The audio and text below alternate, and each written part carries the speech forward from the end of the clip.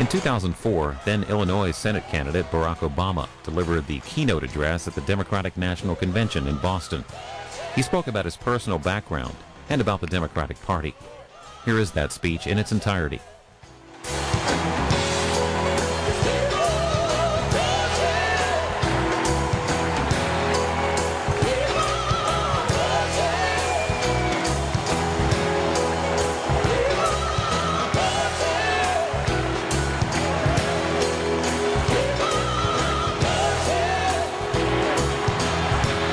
Thank you so much. Thank you so much. Thank you. Thank you. Thank you so much. Thank you so much. Thank you. Thank you. Thank you, Dick Durbin. You make us all proud. On behalf of the great state of Illinois, crossroads of a nation, land of Lincoln, let me express my deepest gratitude for the privilege of addressing this convention. Tonight is a particular honor for me because, let's face it, my presence on this stage is pretty unlikely. My father was a foreign student, born and raised in a small village in Kenya. He grew up herding goats, went to school in a tin roof shack. His father, my grandfather, was a cook, a domestic servant to the British. But my grandfather had larger dreams for his son. Through hard work and perseverance, my father got a scholarship to study in a magical place, America, that shone as a beacon of freedom and opportunity to so many who had come before. While studying here, my father met my mother. She was born in a town on the other side of the world, in Kansas.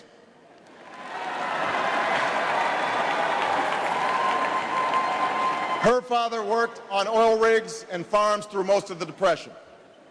The day after Pearl Harbor, my grandfather signed up for duty, joined Patton's army, marched across Europe. Back home, my grandmother raised a baby and went to work on a bomber assembly line.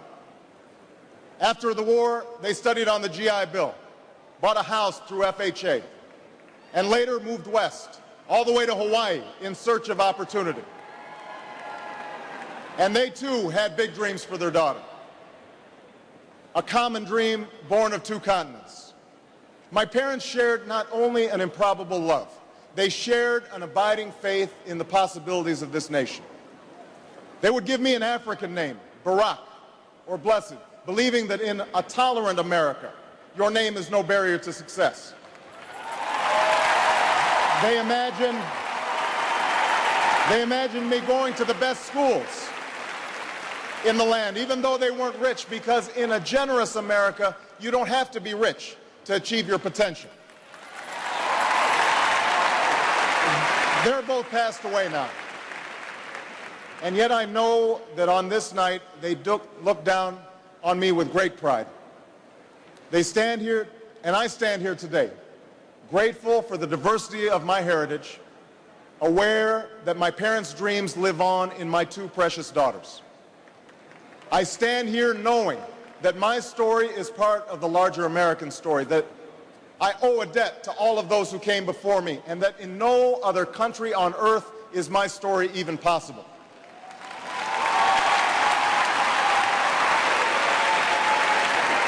Tonight, we gather to affirm the greatness of our nation.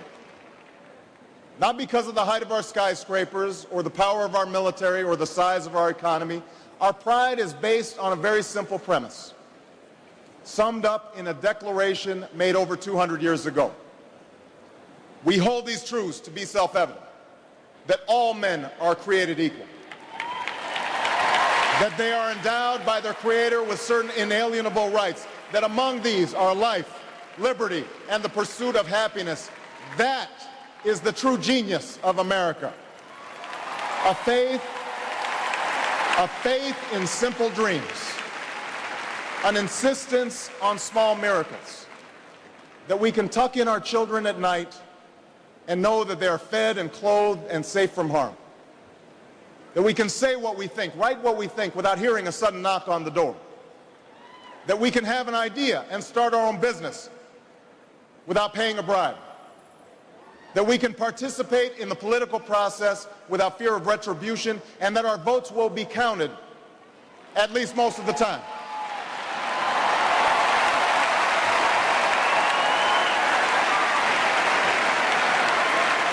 This year, in this election, we are called to reaffirm our values and our commitments, to hold them against a hard reality, and see how we're measuring up to the legacy of our forebears and the promise of future generations.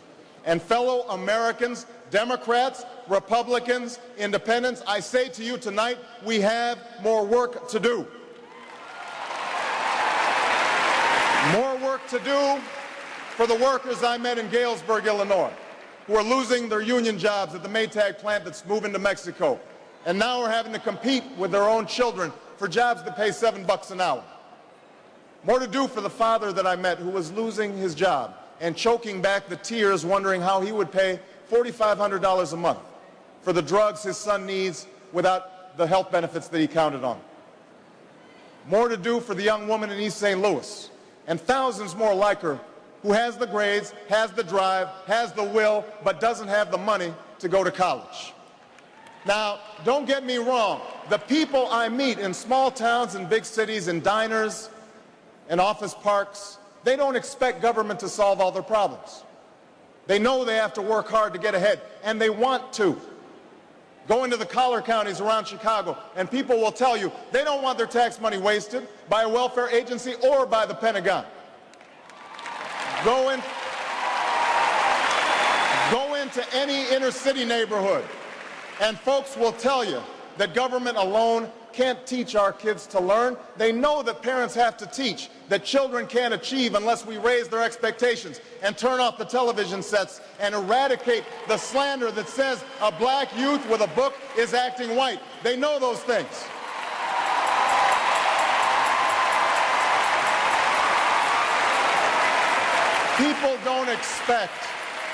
People don't expect government to solve all their problems.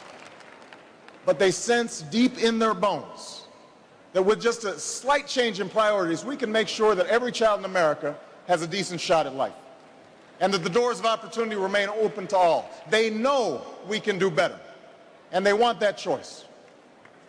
In this election, we offer that choice. Our party has chosen a man to lead us who embodies the best this country has to offer, and that man is John Kerry.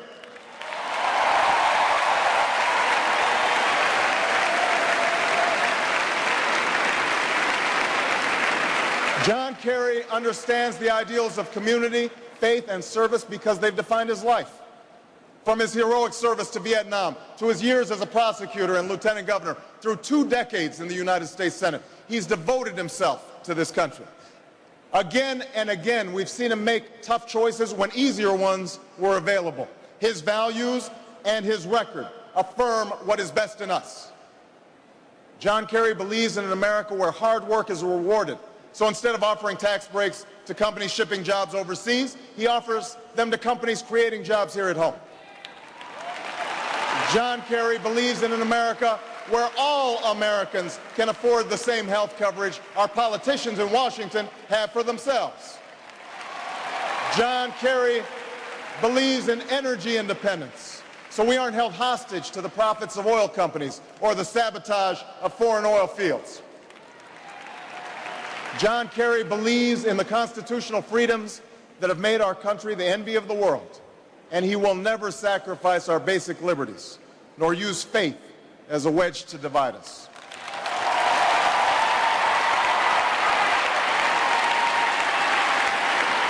And John Kerry believes that in a dangerous world, war must be an option sometimes, but it should never be the first option. You know, a while back, I met a young man named Seamus in a VFW hall in East Moline, Illinois. He was a good-looking kid, 6'2", 6'3", clear-eyed with an easy smile. He told me he joined the Marines and was heading to Iraq the following week. And as I listened to him explain why he'd enlisted, the absolute faith he had in our country and its leaders, his devotion to duty and service, I thought, this young man was all that any of us might ever hope for in a child. But then I asked myself, are we serving Seamus as well as he's serving us? I thought of the 900 men and women, sons and daughters, husbands and wives, friends and neighbors who won't be returning to their own hometowns. I thought of the families I've met who were struggling to get by without a loved one's full income, or whose loved ones had returned with a limb missing or nerves shattered, but still lacked long-term health benefits because they were reservists. When we send our young men and women into harm's way, we have a solemn obligation not to fudge the numbers or shade the truth about why they are going, to care for their families while they're gone, to tend to the soldiers upon their return, and to never, ever go to war without enough troops to win the war, secure the peace, and earn the respect of the world.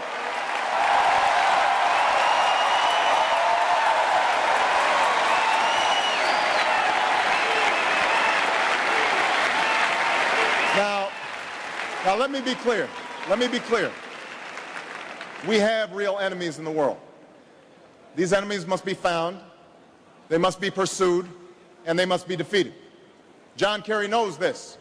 And just as Lieutenant Kerry did not hesitate to risk his life to protect the men who served with him in Vietnam, President Kerry will not hesitate one moment to use our military might to keep America safe and secure. John Kerry believes in America, and he knows that it's not enough for just some of us to prosper.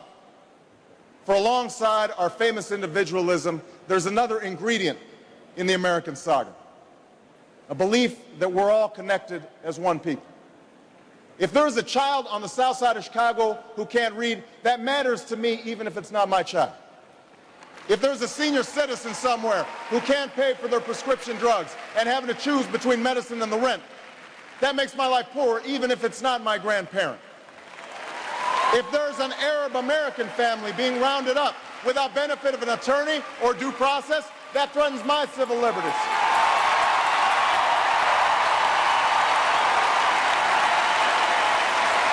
It is that fundamental belief. It is that fundamental belief, I am my brother's keeper, I am my sister's keeper, that makes this country work. It's what allows us to pursue our individual dreams and yet still come together as one American family. E pluribus unum, out of many, one. Now, even as we speak, there are those who are preparing to divide us. The spin masters, the negative ad peddlers, who embrace the politics of anything goes. Well, I say to them tonight, there is not a liberal America and a conservative America. There is the United States of America. There is not a black America and a white America and Latino America and Asian America. There's the United States of America. The pundits like to slice and dice our country into red states and blue states, red states for Republicans, blue states for Democrats. But I've got news for them too. We worship an awesome God in the blue states, and we don't like federal agents poking around in our libraries in the red states. We coach Little League in the blue states, and yes, we've got some gay friends in the red states. There are patriots who opposed the war in Iraq, and there are patriots who supported the war in Iraq. We are one people, all of us pledging allegiance to the Stars and Stripes, all of us defending the United States of America.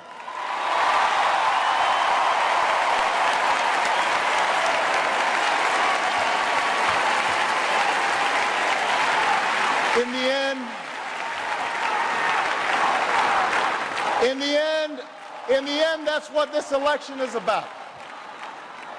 Do we participate in a politics of cynicism, or do we participate in a politics of hope? John Kerry calls on us to hope. John Edwards calls on us to hope. I'm not talking about blind optimism here, the almost willful ignorance that thinks unemployment will go away if we just don't think about it, or healthcare crisis will solve itself if we just ignore it. That's not what I'm talking about. I'm talking about something more substantial. It's the hope of slaves sitting around a fire singing freedom songs. The hope of immigrants setting out for distant shores. The hope of a young naval lieutenant bravely patrolling the Mekong Delta. The hope of a mill worker's son who dares to defy the odds. The hope of a skinny kid with a funny name who believes that America has a place for him too.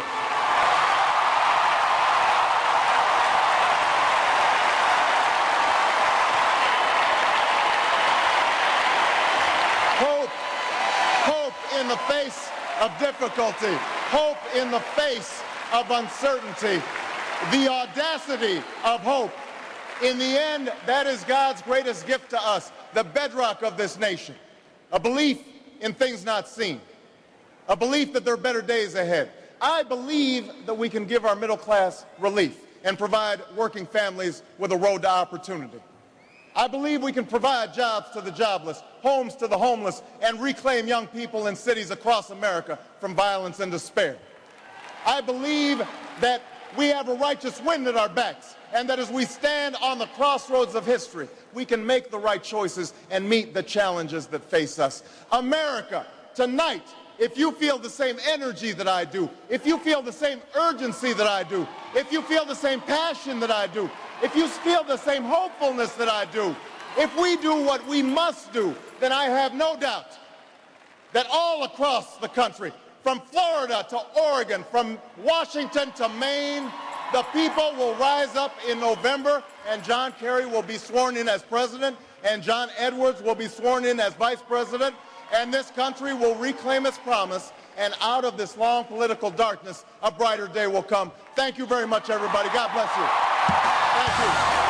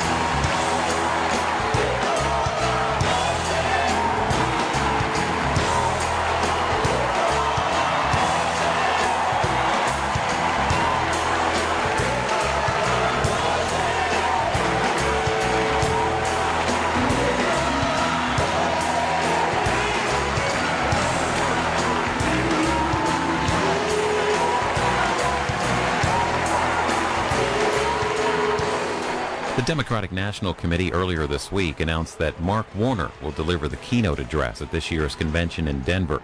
The former Virginia governor is running for that state's open Senate seat this year.